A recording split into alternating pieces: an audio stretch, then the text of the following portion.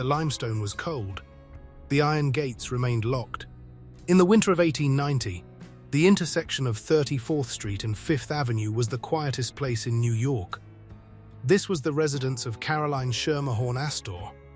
To her peers, she was simply the Mrs. Astor. She was the gatekeeper of the American aristocracy. If your name was not on her list of 400, you did not exist. But behind the heavy silk curtains, the Queen was being hunted. The predator was not a business rival. It was not a social climber. It was her own blood.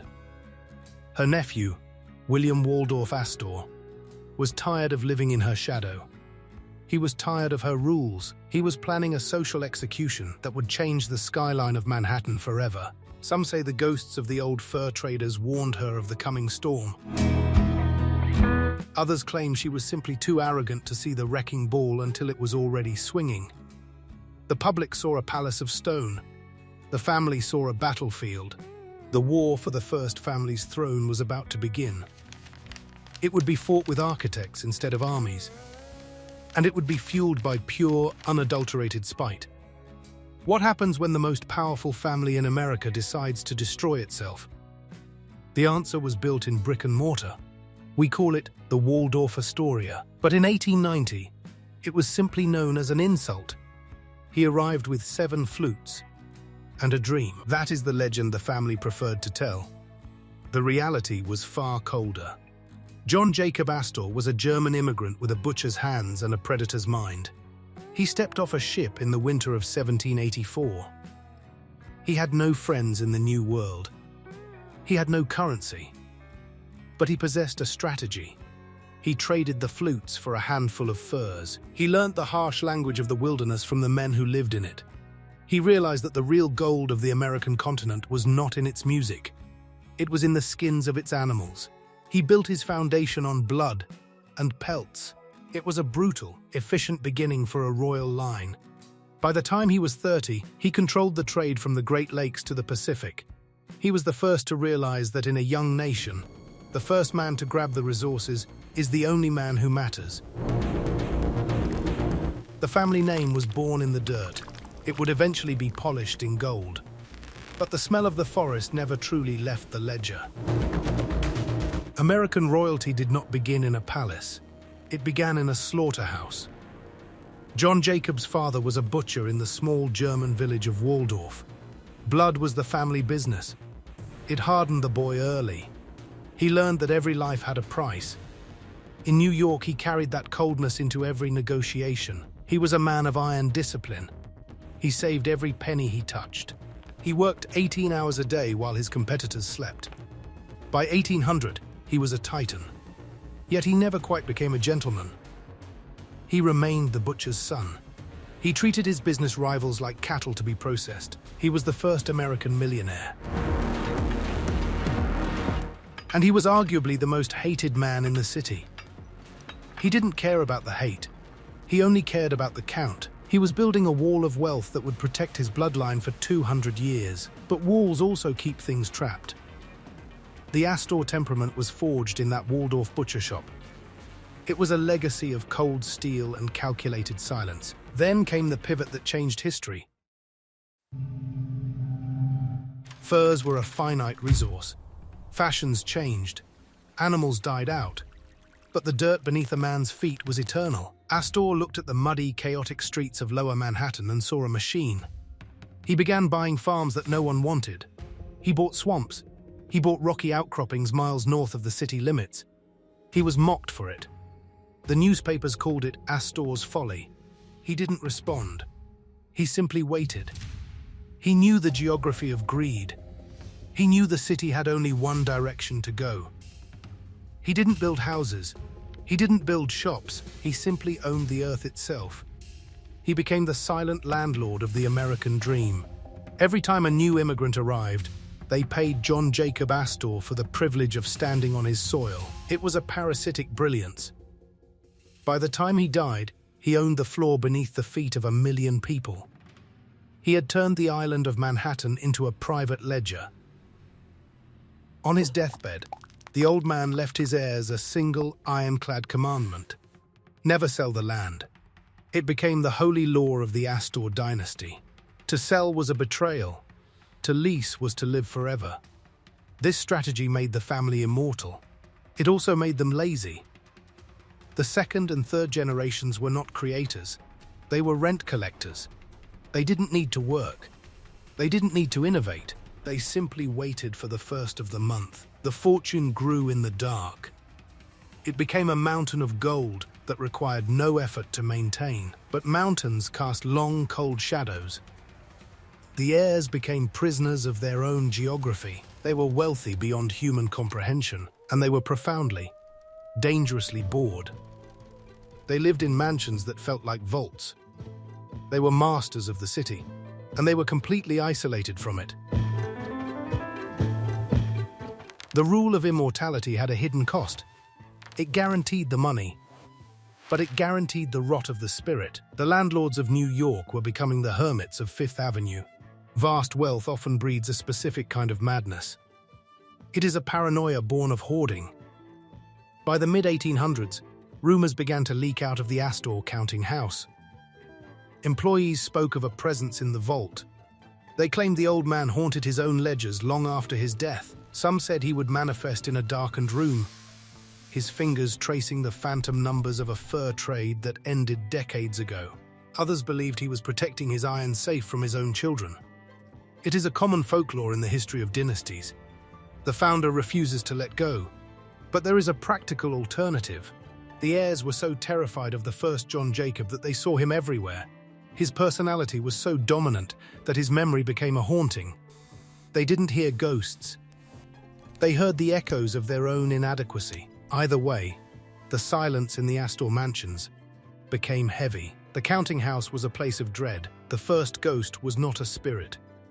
It was the weight of the gold. Wealth is a heavy inheritance. For the children of the first John Jacob, it was a burden that distorted their reality from the moment they could speak. They didn't grow up with the hunger of the German butcher shop or the freezing nights on the fur trails. They grew up in the shadow of a man who literally owned the horizon. William Backhouse Astor Sr. was the primary heir. He was known to the city as the Landlord of New York. He was a man of cold, surgical precision. He lacked his father's fire, but he possessed something more dangerous, a total lack of empathy for the living. His life was spent in a silent, mahogany-lined office. He counted the rent. He managed the dirt. He lived in a perpetual state of paralyzing anxiety. He feared that a single decimal error would vanish the empire. His children watched him in the dim light of the mansion. They saw that money did not bring joy. It brought a specific kind of suffocating caution. They were royal by blood, but they were clerks by trade. This was the true Astor inheritance. It was a fortress made of endless ledgers and yellowing paperwork. The walls were closing in on them, and they were too wealthy to realize they were drowning in their own ink. Isolation is the final stage of hoarding. As the mid-1800s progressed, the Astors began to retreat from the world they physically owned. They lived on Fifth Avenue in massive stone mansions that looked more like tombs than homes. Yet they were rarely seen by the public who paid them for the privilege of existing on Manhattan soil. They were the hermits of the American elite. William Backhouse Astor became increasingly reclusive as the fortune grew. He avoided the public eye with a pathological intensity. He preferred the company of his account books over the company of human beings. Some neighbors claimed the heavy velvet curtains in the Astor mansion never opened, not even in the height of summer. They whispered that the family was hiding a dark secret within those halls. Perhaps a physical deformity kept them hidden. Perhaps a mental decay was rotting the bloodline from within. These were the rumors of the streets. The reality was simpler. They were simply terrified of the people who paid them rent. They viewed the outside world as a chaotic threat to their unnatural stability. They were the masters of Manhattan, and they were the only people in the city who felt like prisoners. The silence of the mansion was the only currency they had left to spend. Then came the woman who would weaponize that silence and turn it into a social guillotine. Her name was Caroline Schermerhorn. She came from old Dutch stock, but she married William Backhouse Astor Jr., for a specific purpose. She did not marry for affection. She married for the name, but she quickly found that the Astor name was missing its soul. It had mountains of gold. It had vast tracts of Manhattan land, but it lacked the divine right of royalty. The Astors were still seen by the old guard as cold, opportunistic landlords with butcher's blood. Caroline wanted them to be monarchs. She was a woman of iron will and terrifying social intelligence. She looked at the rising tide of new money railroad tycoons and felt a deep, visceral disgust. She saw them as barbarians at the gate of her civilization. She decided to build a wall that no amount of gold could climb. It wouldn't be built of brick. It would be built of blood and exclusivity. She would not be just another wealthy wife in a silk dress. She would be the Mrs. Astor. The title was a claim to a throne that didn't exist until she created it. It was a declaration of war against the future. The weapon of her war was a list. It was a simple tally of exactly 400 names. Why 400? The practical answer was the physical size of her ballroom on 34th Street. It could hold exactly that many people before the air became unbreathable. But the legendary answer was far more exclusive. She claimed there were only 400 people in the entire city of New York who were truly fit to be called society. She collaborated with a social climber named Ward McAllister to enforce this law. Together, they acted as the high priests of a new American aristocracy. They scrutinized every lineage with the cold eye of a horse breeder. They analyzed every ancestor. If your grandfather had worked with his hands, you were out. If your fortune smelled of fresh coal smoke or railroad grease, you were out. The list was a social death sentence for the ambitious. It created a frenzy of desperation among the wealthy. People spent millions on art and palaces just for a slight nod from the porcelain queen. It was a brilliant, cruel game of psychological dominance. She turned high society into a private, windowless club, and she held the only key to the lock. The law of the gatekeeper was absolute and unforgiving. If you were not on that list, you did not exist in the eyes of the city. This was not a social metaphor. It was a devastating reality. Invitations were the only currency that mattered in Caroline's world. To be snubbed by Mrs. Astor was to be erased from the record of the living. She held her annual ball every January, and it was the most important event in the American hemisphere. The streets outside would be clogged with hundreds of carriages, the horses' breath freezing in the winter air. The windows of the mansion would glow with the light of 10,000 candles. Inside, the chosen few moved through a sea of diamonds and French lace. Mrs. Astor stood at the head of the receiving line, a frozen statue in black velvet. She wore the Astor stomacher, a triple-tier diamond necklace that caught every flicker of light. She did not shake hands with her guests. She offered a slight, mechanical bow that signaled her superiority. Some witnesses claimed she looked more like a wax figure than a living woman. They said she had no pulse. They said she was a ghost of a European order that never belonged in America. But her power was the only thing that was real. A calling card was not a convenience in the 1880s. It was a weapon of mass social destruction.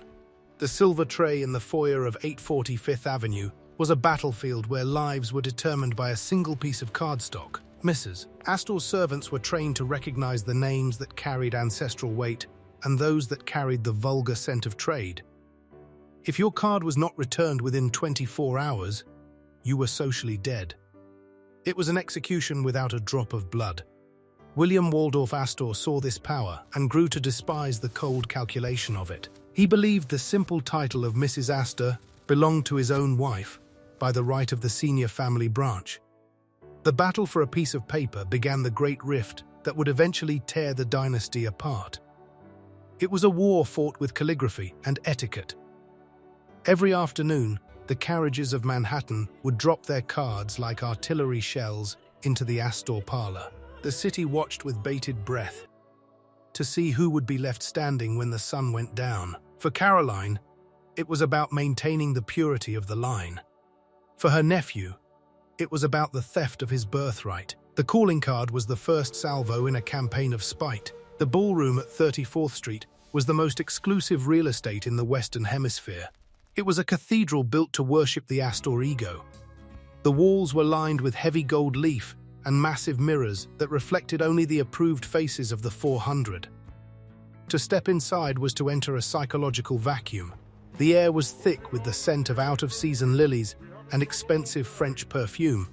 The rituals within were precise and unforgiving. The dancing was disciplined and cold. There was no room for spontaneity in the blue-blooded fortress. Mrs. Astor sat upon a velvet sofa that was treated by the guests as a holy throne. She surveyed her subjects with the cold eye of a grand inquisitor. Every dress was scrutinized for its cost. Every conversation was monitored for its intellectual weight. It was a world frozen in time. While the rest of America was exploding with industrial chaos and immigrant sweat, the ballroom remained a relic of a European past. It was beautiful, expensive, and profoundly fragile. The fortress was built to keep the world out, but it also kept the Astors trapped inside their own myth. They were masters of a kingdom that ended at their own front door. Outside the iron gates of the Astor mansion, a new breed of predator was rising. The Industrial Revolution had created a class of men who possessed more gold than the Astors but lacked the correct ancestors. These were the railroad kings, the steel titans, and the shipping magnates. To Caroline Astor, they were simply the uninvited. She viewed their wealth as a vulgar accident of history. She called them the barbarians at the gate. She refused to recognize the names Vanderbilt, Rockefeller, or Morgan in her social ledger. She believed that society was a closed circle that could not be bought with dividends. The resentment grew like a fever in the city. The new elite built mansions that were larger, taller, and more lavish than the Astor residents. They bought European art. They bought massive yachts. They bought entire political parties. But they could not buy a nod from the woman in the black velvet gown. This exclusion created a dangerous pressure within the city's upper crust. A society that refuses to evolve is a society that is waiting for a revolution. The uninvited were no longer content to wait at the gate. They were beginning to realize that if they couldn't join the Astor world, they could simply buy it. The Astor wall finally cracked in the spring of 1883. The weapon of choice was not a legal brief or a business merger. It was a costume ball. Alva Vanderbilt was the wife of William Kissam Vanderbilt, and she possessed a terrifying ambition. She had no patience for the Astor rules. She built a palace on Fifth Avenue that made Caroline's house look like a modest cottage. Then, she planned a ball for 1,200 people. Every young socialite in New York was desperate for an invitation. This included Caroline's own daughter, Carrie. Alva played a brilliant and cruel game of psychological warfare. She let it be known that Carrie Astor could not be invited, because the Mrs. Astor had never formally called upon the Vanderbilts. It was a social hostage situation that paralyzed the city. Caroline was trapped. She could either watch her daughter be publicly humiliated, or she could bow to the new money she despised. The Queen yielded. She ordered her carriage to the Vanderbilt mansion and dropped her card. The breach was complete. The Vanderbilts were in. The circle had been forced open by the weight of railroad gold. It was a terminal blow for the old order. The porcelain queen had been forced to recognize the barbarians. The surrender to the Vanderbilts was the beginning of the end for the Astor monopoly. Once the social circle was broken, the magic of exclusivity began to vanish. The list of 400 grew to 1,000, then eventually became irrelevant. The Astor name still carried weight, but it no longer carried the divine right of kings. The family's liquid wealth was beginning to struggle against the massive overhead of their own ego. The never-sell rule was becoming a financial burden as Manhattan changed around them. The taxes on the vacant land were rising every year. The maintenance on the empty palaces was staggering. Caroline was growing older, her mind increasingly fixed on a world that was rapidly disappearing. The younger generation of the family was looking for ways to monetize the prestige of their name. They were tired of being the silent landlords of the past. They wanted to be the celebrities of the new century. The first cracks in the dynasty were not financial. They were psychological. The family was moving from a position of absolute power to a position of public curiosity. They were no longer the rulers of New York. They were becoming its most expensive form of entertainment. The stone silence was failing. While Caroline reigned on Fifth Avenue, a different breed of Astor was growing in the shadows. His name was William Waldorf-Astor. He was the son of John Jacob Astor III and the primary heir to the senior branch of the family tree. William Waldorf was not a man of social grace or effortless charm. He was a man of intense, burning pride and a very short fuse. He believed the Astor name was a sacred trust, and as the head of the elder line, he believed he was the rightful king of the family. He spent his youth in quiet study, developing a deep intellectual obsession with history and power. He viewed his aunt, Caroline, with a mixture of awe and simmering resentment. To him, she was an intruder, a woman who had married into the name and was now using it to dictate terms to those who carried it by blood. William Waldorf was a man who didn't want to play the game, he wanted to own the rules. He watched the social circus from his mansion next door to Caroline, recording every slight and every insult in the private ledger of his mind. He was the shadow prince of the dynasty, waiting for a moment to prove that blood was thicker than invitations. The family was a powder keg, and William Waldorf was holding the match. The spark that finally ignited the family war was a small piece of ivory cardstock. In the 1890s, the title of Mrs. Astor was the most valuable piece of social property in America. By tradition, the title belonged to the wife of the head of the senior branch of the family.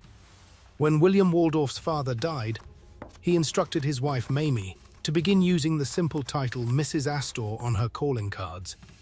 It was a direct clinical challenge to Caroline's authority. The city was instantly thrown into a state of polite but profound confusion. Two women were now claiming the same throne. Two women were handing out cards that identified them as the same person. It was a civil war fought with ink and etiquette. Invitations were sent and returned with icy notes attached. Socialites were forced to choose sides, knowing that one wrong move could mean exile from both mansions. The press delighted in the conflict, publishing daily updates on what they called the Battle of the Calling Cards. William Waldorf expected his aunt to yield to the logic of genealogy. He underestimated the porcelain queen. Caroline didn't argue. She didn't explain. She simply continued to act as if her nephew and his wife didn't exist. She held her ground with a frozen smile and a diamond-studded heart. The calling card war was the first sign that the family was no longer a dynasty, but a collection of rivals. Snubbing a family member in public is a form of social execution, and Caroline Astor was a master of the craft. She knew how to look through a person as if they were made of thin air. At the opera, at the balls, and on the crowded sidewalks of Fifth Avenue, she systematically began to erase her nephew from the city's consciousness. She did not invite William Waldorf or his wife to her inner circle. She did not acknowledge their presence in the family box at the Academy of Music. She treated the senior branch of the family as if they were social climbers from the outer boroughs. It was a calculated, daily humiliation that played out in the most public arenas in the nation. William Waldorf was a sensitive, scholarly man who took every slight as a mortal wound. He began to hate the very air of New York City. He felt the streets were too narrow and the society too shallow for a man of his stature. The realization began to dawn on him that as long as Caroline lived next door, he would always be a secondary character in her play. The social execution was working. He was being pushed out of the world he owned. But William Waldorf was not a man who went into exile quietly. He began to realize that if he couldn't win the name, he could destroy the neighborhood. The end of the social war came with a cold, final silence. William Waldorf-Astor decided he had seen enough of America. He declared the United States a land of peasants and ungrateful children, unfit for a gentleman of his lineage. In 1890, he staged a departure that looked more like a funeral than a relocation. He moved his family to England, buying Hever Castle, a massive stone fortress that once belonged to the family of Anne Boleyn. He wanted a title that couldn't be challenged by an aunt. He wanted a legacy that didn't depend on the approval of a woman in a black velvet gown. To the New York public, he was an eccentric who had given up on the American dream. He even went so far as to leak a false report of his own death to the newspapers, wanting to see who would mourn the king of the landlords. The answer was almost no one. He had turned himself into a ghost while he was still breathing. But he did not leave Manhattan empty-handed. He left a hole in the family's social fabric. and he left a structural trap behind. He was a man who understood that physical distance does not end a war. It only allows for a better vantage point from which to strike. He had left the room, but he was about to occupy the entire block. From his castle in England, William Waldorf-Astor began to pull the strings of an architectural revenge. He hired the architect Henry Hardenberg to draft plans for his property at 33rd Street and 5th Avenue. The instructions were not for a residence. They were for a weapon. William Waldorf didn't ask for a grand foyer or a private library. He asked for a 13-story hotel to be built directly against his aunt's garden wall. He wanted a skyscraper of brick and brownstone to tower over her mansion, blocking her sunlight and drowning out her quiet afternoon teas with the noise of 1,000 strangers. The blueprints were a masterclass in architectural aggression. Every window was positioned to peer down into Caroline's private courtyard. Every vent was designed to blow kitchen steam toward her expensive silk curtains. It was a cold, calculated plan to make her palace unlivable. He called it the Waldorf. It was named after the German village of his ancestors, but it was built out of pure, concentrated spite. The architect was reportedly shocked by the request, as it violated every unspoken rule of neighborly etiquette. William Waldorf didn't care about etiquette anymore. He cared about the view. He wanted to ensure that every time Caroline looked at the sky, she saw his shadow instead. The blueprint for the Waldorf was a blueprint for a siege. The dust was thick and suffocating in the spring of 1893. The wrecking crews arrived at the corner of 33rd Street with sledgehammers and a total lack of sentiment. This was the mansion where Astors had been born and died for decades, a landmark of the old Manhattan order. To the neighborhood, it was a piece of history. To William Waldorf, watching from the safety of his English castle, it was merely rubble. He took a dark, clinical satisfaction in the sound of the family home being systematically dismantled. It was an act of architectural patricide. He was destroying his own heritage to spite the family queen who lived only a few yards away. Caroline watched from her bedroom window, her face a mask of porcelain fury. She saw the debris settle on her windowsills. She heard the constant, rhythmic thud of the iron balls against the masonry. It was the sound of her world collapsing. Her peers in the 400 were horrified by the display. They viewed the destruction as a betrayal of their class, a public declaration of the family's internal rot. Every brick that fell was a memory erased from the ledger. By the time the lot was clear, the ground was a jagged scar on 5th Avenue. William Waldorf had successfully deleted his past. Now he was ready to build a nightmare for his aunt's future. It rose like a fortress of red brick and brownstone, a 13-story middle finger aimed directly at the sun. The Waldorf was a monument to Victorian excess and calculated aggression. It was the tallest hotel in the world, and it was an inescapable insult to the woman next door. It stood over Caroline's garden like a silent, judgmental giant, its massive shadow stretching across her lawn even in the height of summer. She called it a glorified tavern. She hated the constant noise of the carriages. She hated the persistent smell of the massive hotel kitchens. But most of all, she hated the visibility. The Waldorf was the first luxury hotel to intentionally invite the common wealthy into the Astor sanctuary. Suddenly, the street was filled with people who had money, but no names. They were the very people Caroline had spent her entire life excluding from her ballroom. Now, they were looking down from the hotel windows into her private courtyard. They watched her walk in her garden. They saw her through the iron gates, like an exhibit in a museum. Her palace was no longer a fortress. It was a goldfish bowl. William Waldorf had successfully colonized her neighborhood with the one thing she couldn't control: the public. The Waldorf wasn't just a hotel. It was a siege that she was losing in real time. The Waldorf was too large for comfort and too grand for peace.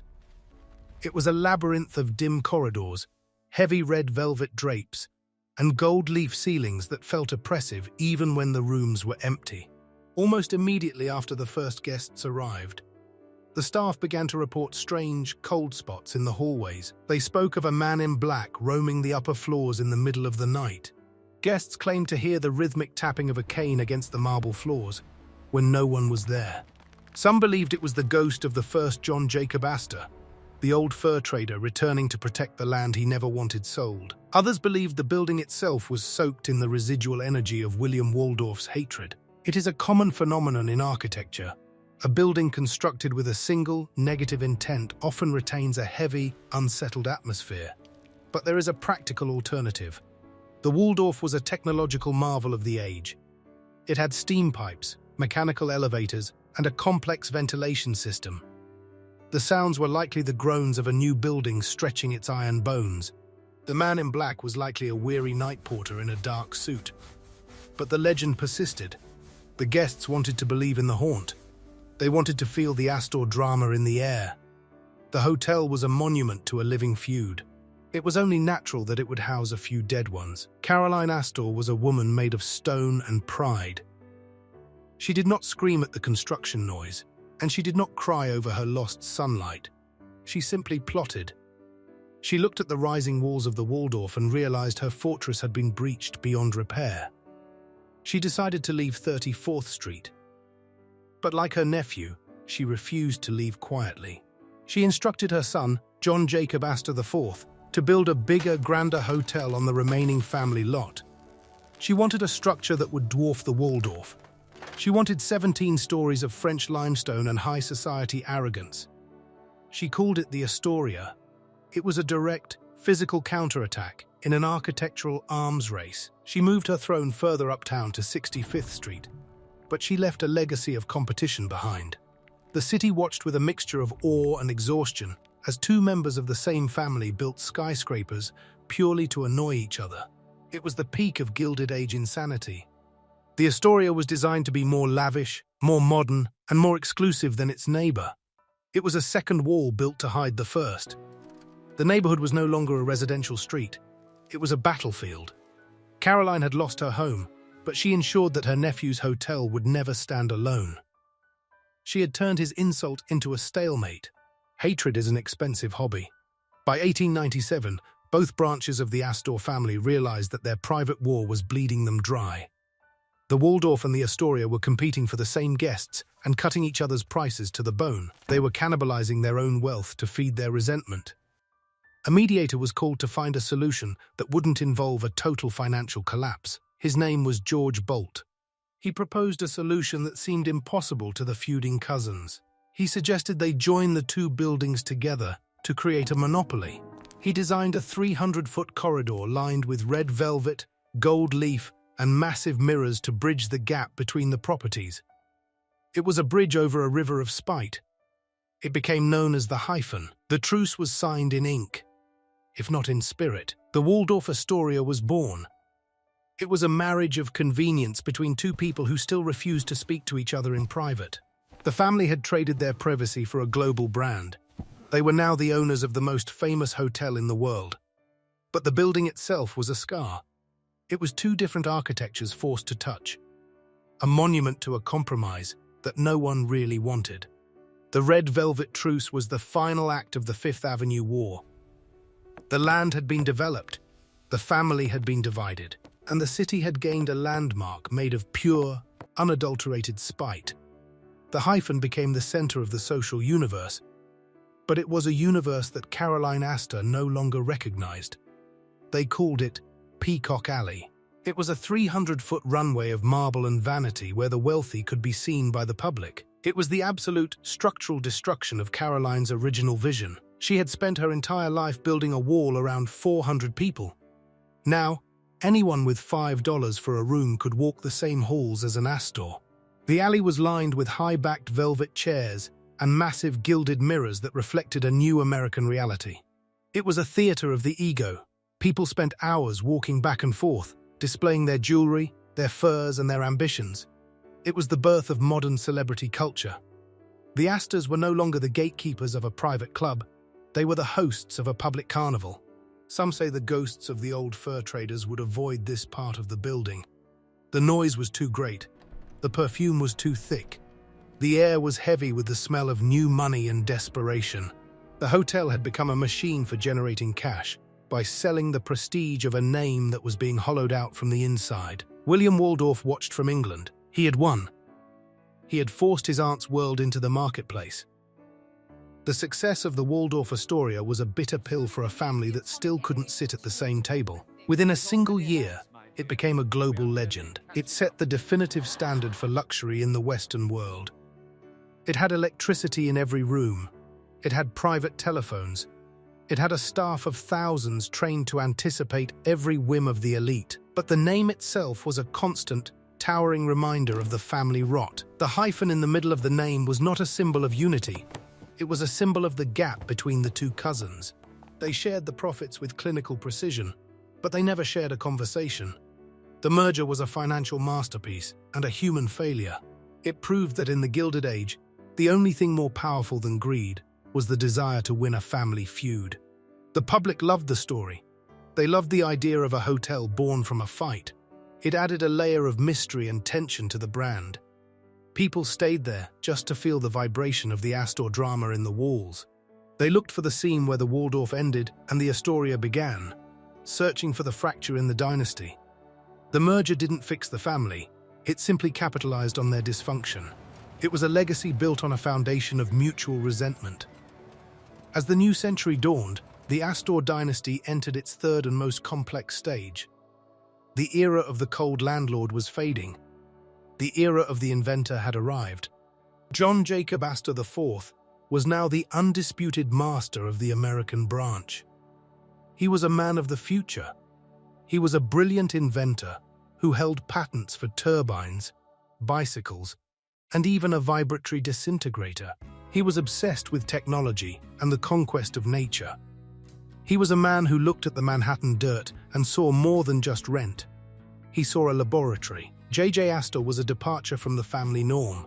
He was handsome, athletic, and possessed a restless, scientific mind. He wasn't content to sit in a counting house and wait for the first of the month. He wanted to build machines that would change the world. He was the Astor who bridged the gap between the 19th century fur traders and the 20th century titans of industry. But he also possessed the family's fatal flaw: an inability to follow the rules he inherited. He believed his intellect and his gold made him immune to the social laws his mother had spent her life enforcing. He was about to learn that the public is a fickle god.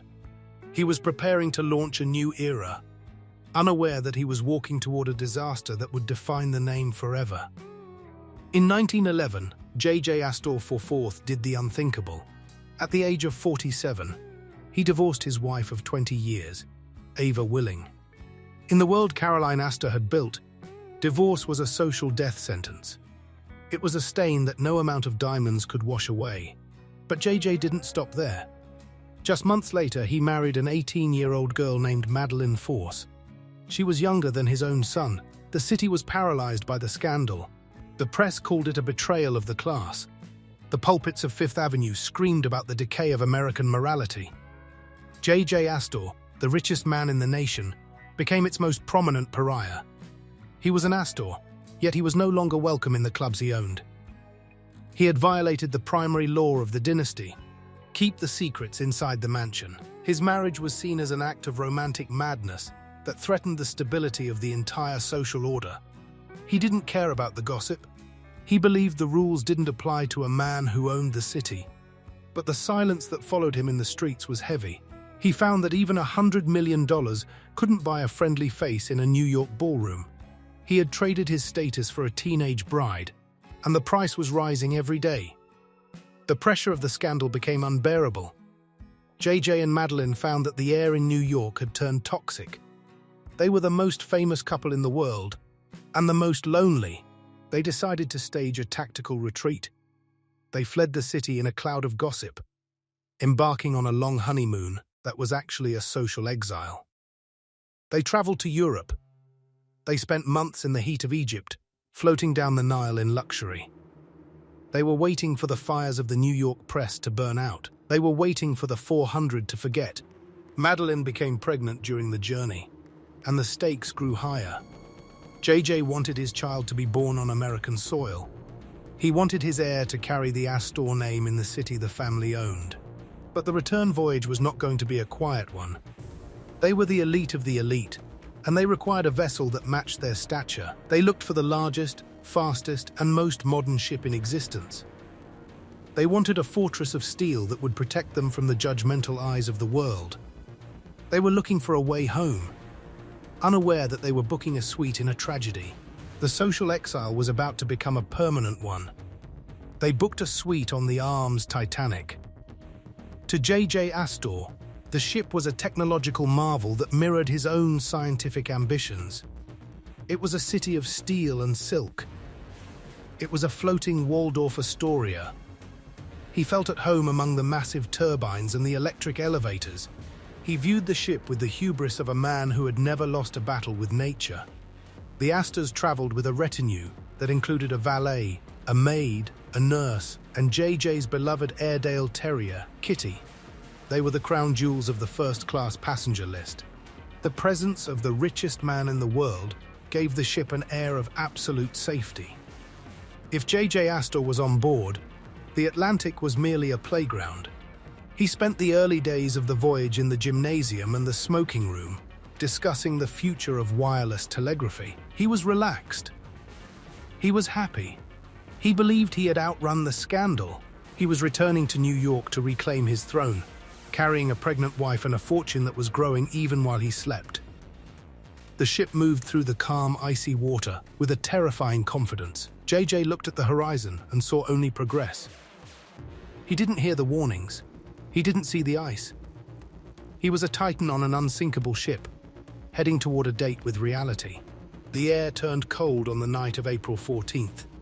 There is a persistent legend in the Astor family about a premonition. Some accounts claim that J.J. Astor had a conversation with a spiritualist in Egypt who warned him against a great cold that would swallow his name. J.J. was a man of science, but he was his father's son. He possessed a lingering curiosity about the unseen. This is often dismissed as folklore created after the tragedy to add a layer of destiny to the event. However, there is a practical reality to the dread. J.J. was an expert in marine engineering. He knew that the Titanic was pushing the limits of what was possible. He knew the risks hidden in the details. The ghost ship legend is a reflection of the family's internal anxiety.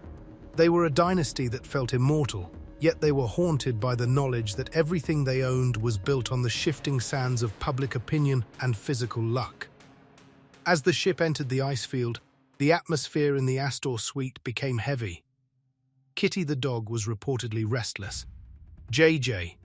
sat in the darkness, looking out at the black water, perhaps hearing the echoes of the old fur traders' warnings. The silence of the North Atlantic was about to be broken by a sound that would end the Gilded Age. The collision was a distant, grinding shudder that barely rattled the crystal glasses in the Astor suite. J.J. Astor didn't believe the danger at first. He told Madeline that the ship was a fortress and that they were safer on board than in a small lifeboat. He showed her a piece of ice that had fallen on the deck, treating it as a curiosity rather than a death warrant. But as the floor began to tilt, the reality of the Atlantic poured in. J.J. became a man of action. He didn't panic. He helped his young, terrified wife into Lifeboat 4. He asked the officer in charge if he could join her to protect her. The officer, adhering to the code of the sea, gave him a cold, professional no. J.J. didn't argue. He didn't use his wealth to buy a seat. He stood back on the deck, lit a final cigarette, and watched his legacy float away into the dark. He was the richest man on the ship, and perhaps the richest in the world at that moment. Yet, in the face of the rising water, his $200 million was worthless. He was just a man on a sinking deck. Some say he was seen freeing the dogs from the ship's kennel in his final moments. The end was a violent, icy silence that swallowed the King of New York. The search for the dead was a grim, industrial process. The Cease Mackay Bennett moved through the debris field like a ghost ship. They were looking for the elite. On April 22, they pulled a body from the water. It was covered in soot and crushed by immense pressure. The man was unrecognizable, but the items in his pockets spoke a different language. They found a gold watch. They found a gold fountain pen with the initials JJA. And they found $2,500 in cash. A fortune for a common man, but pocket change for a landlord of Manhattan. This was the final, cold verdict of the Astor fortune. He was identified not by his face, but by the gold he carried. He was brought back to New York in a silver-lined casket. The city was in mourning, but the lawyers were already sharpening their pens. The death of the Titan was the birth of a new war. The water had settled, but the storm over the inheritance was just beginning. JJ had died a hero on the deck, but his legacy was about to be torn apart by those he left behind. Immediately after the funeral, a question arose that would haunt the dynasty for a decade. Where was the will? JJ Astor was a meticulous man of science and law, yet his primary legal documents were nowhere to be found in his office. A chaotic and desperate search began across his various estates. There were whispers that a new will had been signed on the Titanic itself during those final, freezing hours. If this document existed, it was at the bottom of the Atlantic, locked in a suite that no living man could reach. This ambiguity created a dangerous vacuum of power. His children from his first marriage, Vincent and Alice, were terrified. They feared their father had disinherited them in a moment of romantic madness for his young wife. The lawyers scavenged through every safe and every ledger in the counting house. Eventually, a will from 1911 was produced, but the rumors never stopped. Did a later document exist? Was it suppressed by the family to prevent a public scandal? The missing millions became a legend of the New York courts, representing a fortune defined by what was lost in the ice. The tension between Madeleine Astor and her stepson, Vincent, was a cold and public spectacle. Vincent was older than his father's new wife. He viewed her as a social climber who had stolen his father's mind and threatened his birthright. When the will was finally read, Madeleine was left with a $5 million trust and the right to live in the Fifth Avenue mansion. But only as long as she never remarried.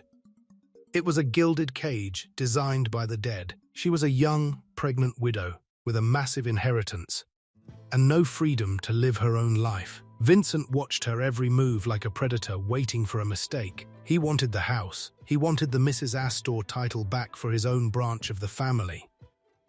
The legal battles were quiet but vicious, fought in the drawing rooms and law offices of the elite.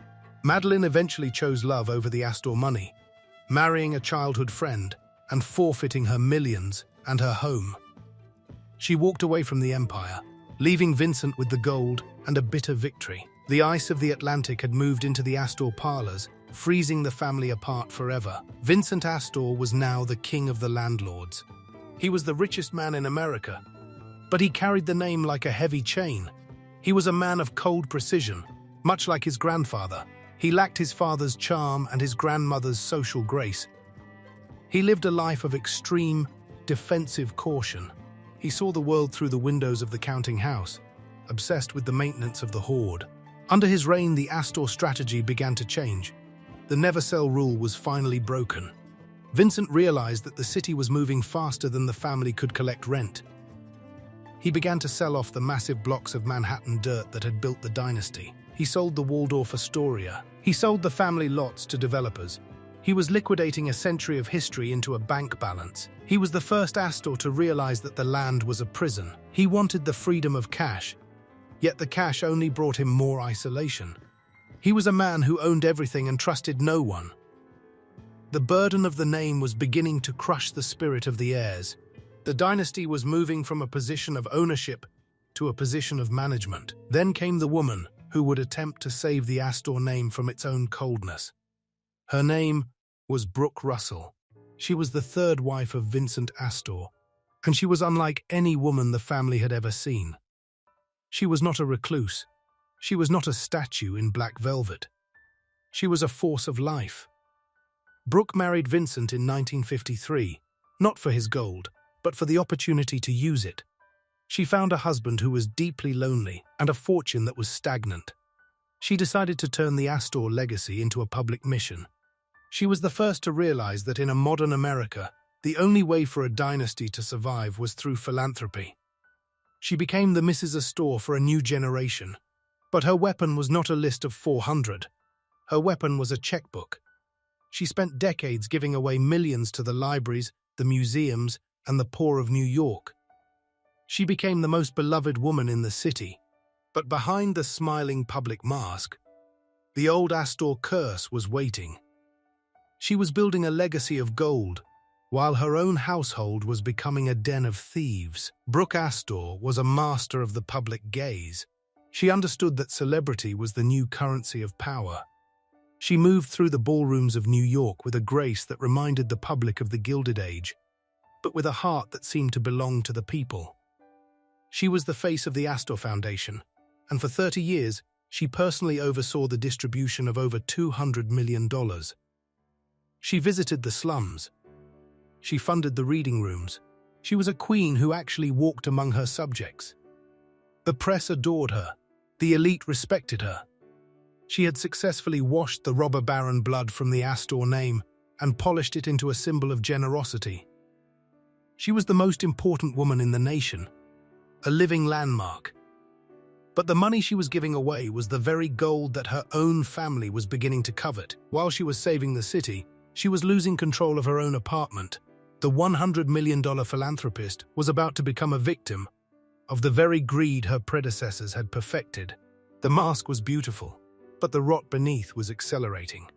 The final act of the Astor dynasty took place in the silence of 727 Park Avenue. Brooke Astor was now over 100 years old. She was suffering from the slow, cruel erosion of Alzheimer's. The woman who had ruled the social world was now a prisoner in her own bedroom. The apartment, once filled with the greatest minds in the world, became a vault of neglect. Rumors began to leak out of the building.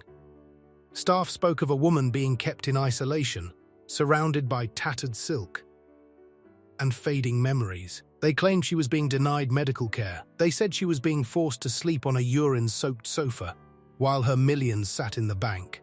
The isolation was no longer a choice of the elite. It was a cage built by her own blood. Her son, Anthony Marshall, had taken control of her life and her ledger. He was the shadow in the hallway, the man who was systematically erasing the woman who had built the legacy. The silent apartment was a battlefield where the only weapon was a forged pen. The last socialite was being executed in slow motion, and the city she had saved didn't even know she was dying. The betrayal was signed in ink. In the early 2000s, a series of codicils were added to Brooke Astor's will. These documents shifted the bulk of her fortune away from the charities she loved and into the hands of her son, Anthony. But there was a problem. Brooke's mind was gone. She didn't know the year, let alone the value of her estate. The rumor of the red pen began to circulate among her close friends and lawyers. They claimed that Anthony Marshall had physically forced his mother to sign the papers, or perhaps had forged the signatures himself. They spoke of a red pen being used to guide a hand that no longer had the strength to write. It was a classic Astor war, updated for the modern age. It was a fight over a signature. The scandal broke when Brooke's own grandson sued his father to save his grandmother. The world was horrified. The legacy of philanthropy was being cannibalized by a son's greed. The trial of the century was no longer a memory of 1877. It was happening again in a Manhattan courtroom. The red pen was the final nail in the coffin of the Astor dynasty. The gold had once again become a weapon of destruction. Anthony Marshall was the only child of Brooke Astor's first marriage. He had spent his entire life in the immense glowing shadow of his mother's celebrity. He was a man who felt overlooked by the city, and perhaps by his own bloodline. As Brooke aged into her second century, Anthony saw not a mother to be cherished, but a hoard to be managed. He moved into her Park Avenue residence and began to systematically dismantle her defenses. He isolated her from her closest friends. He restricted her phone calls. He took control of her private financial records. It was a cold, clinical operation that mirrored the very same landlord tactics his ancestors had used to capture Manhattan. But Anthony wasn't buying farms. He was capturing a mind. He manipulated her confusion. He used her Alzheimer's as a tool of extraction. The city saw the smiling philanthropist on the covers of magazines, unaware that her own son was counting the days until her silence became permanent. It was a betrayal born of a lifetime of resentment. The Astor gold had once again found its way into the hands of a man who valued the count over the character. The son was the predator in the hallway. The scandal finally exploded into the New York Supreme Court in 2009. It was a trial that paralyzed the city's elite. For the first time in a century, the internal rot of the first family was being aired in a public forum. The courtroom was a theater of the absurd. Witnesses were called to testify about the intimate details of a 102-year-old woman's daily life. They described a world of neglect that contradicted every image of Astor glamour. The prosecution painted a devastating portrait of Anthony Marshall as a man who viewed his mother as a bank vault. They argued that he had intentionally denied her medical attention while siphoning millions into his own accounts. The defense countered with a narrative of a loyal son doing his best to manage a difficult and decaying estate. The public was transfixed. They saw the remnants of a Gilded Age dynasty being torn apart by its own greed. It wasn't just a trial of a son, it was a trial of the name. The Astor legacy was being stripped of its philanthropy and revealed for what it had always been at its core, a ruthless competition for the dirt and the gold. The most damning evidence was not found in the bank statements, but in the apartment itself. Nurses and maids took the stand to describe the final days of Brooke Astor. They spoke of the urine-soaked sofa. They described her being served boiled peas and white bread while her son bought a multi-million-dollar estate in the country with her money. They testified that she was kept in a room where the air was stagnant and the silk was tattered. The contrast was physically sickening. This was a woman who had given $200 million to the city of New York. She had saved the New York Public Library. She had built parks. Yet, in her final hours, she was living in squalor. The neglect was a choice. It was a method of control used to ensure that she remained too weak to resist the changes being made to her will. The courtroom heard recordings of her voice, confused and searching for a mother who had died 80 years ago. It was a psychological autopsy of a dynasty's end. The gold had not provided a comfortable bed. It had provided a cage where the queen of society was forgotten by the very son she had raised. The jury's decision was delivered with a heavy, final thud. Anthony Marshall was found guilty of first-degree grand larceny and 16 other charges. At the age of 85, the son of Brooke Astor was sentenced to 1 to 3 years in prison. It was a humiliating conclusion for a man who had spent his life trying to secure his place in the Astor hierarchy. The verdict was more than just a criminal conviction. It was a social execution. The Astor name, which had been polished into a symbol of generosity by Brooke, was now permanently stained by the actions of her heir. The trial had proven that the dynastic greed of John Jacob Astor had survived through 6 generations. It had merely changed its form. The courtroom was silent as the sentence was read. There was no joy in the room, only a sense of profound exhaustion. The son had tried to capture the horde, but he had only succeeded in destroying the myth. He was led away from the courtroom, a broken man who had traded his mother's dignity for a pile of paper. The final war of the Astor dynasty was over. Justice had arrived. But it had arrived too late for the woman who had ruled the world. With the death of Brooke Astor and the conviction of her son, the great horde began to dissipate. The Astor Foundation, which had been the primary engine of the family's public status, was wound down. The millions that remained were distributed to the libraries and museums as Brooke had originally intended. The 727 Park Avenue apartment was sold to a stranger. The furniture, the art, and the diamonds were auctioned off to collectors who cared more for the history than the family. The physical markers of the Astor dynasty were disappearing from the Manhattan skyline. The family itself was now scattered and thin, no longer a unified front of landlords and socialites. The money that had once bought the earth beneath New York was now just digits in various trust funds and bank accounts. It was the final redistribution of the Fur King's gold. The strategy of never sell had been defeated by the reality of never trust. The empire had been built in stone, but it had been liquidated in court. The Astor name still appears on buildings and streets, but the power behind it is a memory. The gold is gone, returned to the city from which it was extracted. As we look back at the trajectory of the Astors, we see a pattern of isolation that borders on a curse. The never-sell rule of the first John Jacob Astor provided the money, but it also provided the prison. By owning the dirt and refusing to engage with the public, the family became hermits of their own wealth. They lived in stone fortresses on Fifth Avenue, surrounded by people who paid them rent but never knew their names. This isolation bred a specific kind of paranoia and internal competition. When you own everything, the only threat is your own blood. The war between Caroline and William Waldorf, the scandal of J.J. Astor, and the betrayal of Brooke were all products of a family that had too much gold and too little purpose. They were the victims of their own immortality. The landlord strategy created a dynasty of rent collectors who eventually ran out of things to collect, except for each other's grievances. The curse was not a ghost in the hallway or a psychic warning.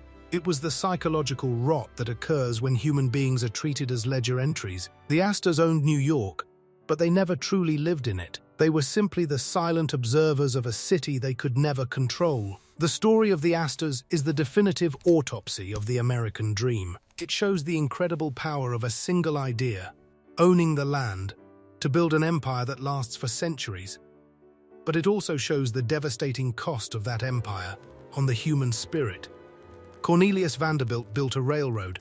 John Jacob Astor simply waited. One was a creator, the other was a collector. The Astor wealth was a passive force that required no genius, only caution. This lack of struggle eventually hollowed out the heirs. They became the porcelain queens and the shadow nephews, defined not by what they did, but by what they possessed. The dynasty serves as a mirror to our own obsessions with legacy and status. We spend our lives building walls of stone and accounts of gold, hoping to achieve a kind of permanence. But the Astors prove that the only thing that truly survives is the character of the people we leave behind. The gold eventually turns into a weapon. The mansions eventually turn into rubble. The only thing the Astors truly owned in the end was the silence of their own regrets. It is a reminder that you can inherit the dirt, but you must earn the peace. We end where we began, at the intersection of 34th Street and 5th Avenue. Today, the mansion of Caroline Astor is gone. The original Waldorf-Astoria is gone, replaced by the Empire State Building, a structure that reaches for the sun rather than blocking it. The stone silence has been replaced by the roar of the modern city. The ghosts of the fur traders and the social gatekeepers have been drowned out by the millions of people who walk these streets every day. The Astor dynasty is now a collection of footnotes in history books and exhibits in museums. The family that once owned the horizon is now invisible. As the camera pans out from the bustling sidewalk, we see a city that is no longer defined by the list of 400. It is a city of everyone. The first family has returned to the earth. The war for the name is over. The stone is cold, the ledger is closed, and the silence is finally absolute. We are left with a final realization. The greatest fortune in the world is not the land beneath your feet, but the freedom to walk away from it. The Astors are gone. New York remains. The dynasty has finally reached its verdict.